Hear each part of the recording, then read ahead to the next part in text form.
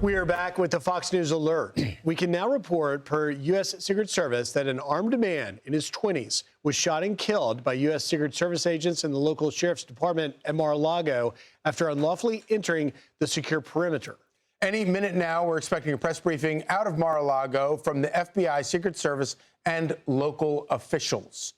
So what we understand at the moment is that overnight, around 1:30 in the morning, a 20-year-old man armed with a shotgun tried to scale the north gate of Mar-a-Lago and was shot and killed. That's right. And, you know, the Secret Service spokesman, Anthony Guglielmi, has tweeted this out just moments ago. In it, the details, as you mentioned, Charlie, he says that around 1:30 a.m., I mean, in his 20s, was shot by Secret Service and Palm Beach County deputy from the sheriff's office following an unauthorized entry at the secure perimeter at Mar-a-Lago. This was near the north gate, and they add to it that this individual, whose identity is being withheld pending notification of next of kin, was pronounced deceased. The individual was observed by that north gate at Mar-a-Lago property carrying what appeared to be a shotgun and a fuel can. As you look on your map here at Mar-a-Lago, at the top of your screen is north,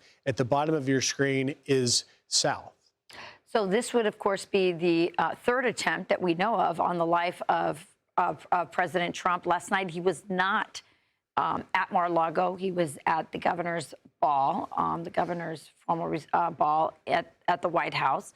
But this is incredible news. We're going to have a press conference at 9:30 a.m. We'll obviously be taking that live. And so the north gate, we think, would be the one that's right behind on your screen, right behind the little inset box showing the state of Florida, would be right there. And that is the main gate where visitors who are coming to Mar-a-Lago pull in right there before going down and to the covered carriageway where you enter the compound there.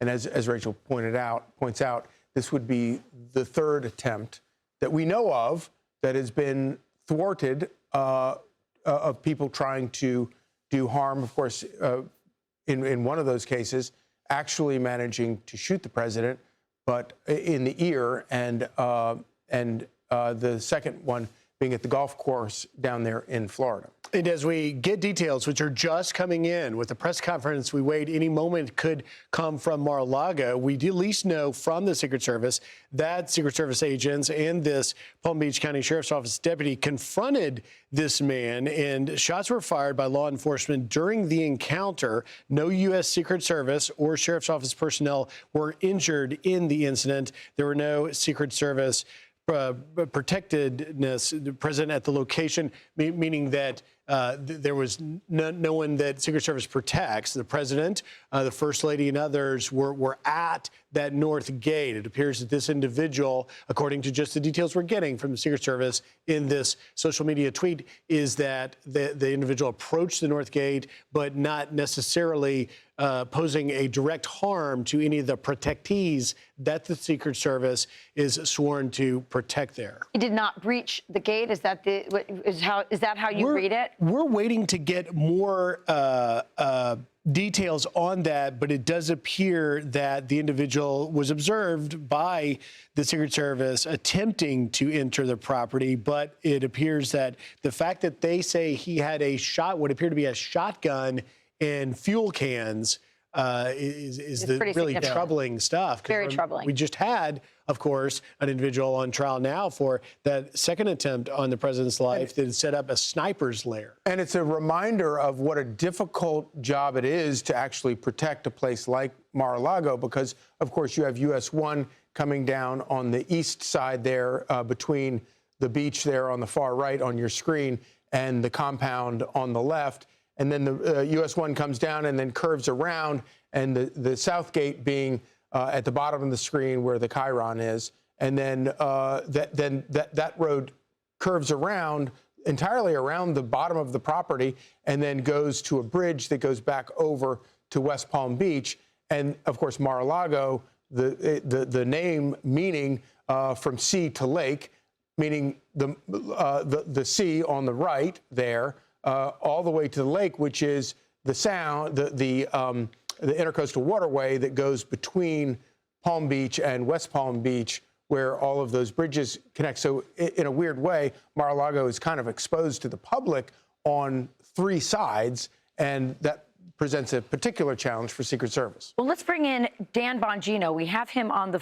Oh, he's not up yet. Okay. We're working on that. We'll get Dan here in a minute, and no one knows it better because he's a Secret Service. And as we await a press conference any moment from Mar-a-Lago, we will likely hear that there's an investigation underway that will not only seek to talk about what happened, the details of the incident. Rachel, you asked whether or not he breached it. We'll find out more details. But what we'll ultimately want to learn is what is this individual's background? Yeah. What was the motive for this attack occurring? As you point out, Rachel, the president isn't even there. Did this individual know that the president wasn't there, or was it a case that the individual chose to try and do this because he thought perhaps the security would be lessened because the president, first lady aren't there? And I have been to Mar-a-Lago, even since the assassination attempt, and the security is pretty significant. I'm not surprised that this person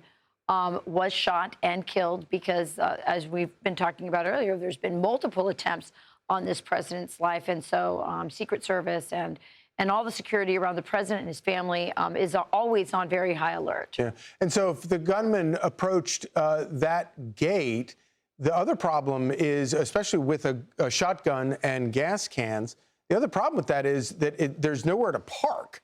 It's kind of a traffic challenge in addition to being a security challenge. So obviously, if you have gas cans, and we would assume that they were filled with gasoline, and a shotgun, having to park the car and get out would be an additional challenge. I'm Steve Doocy. I'm Brian Kilmeade. And I'm Ainsley Earhart. And click here to subscribe to the Fox News YouTube page to catch our hottest interviews and most compelling analysis.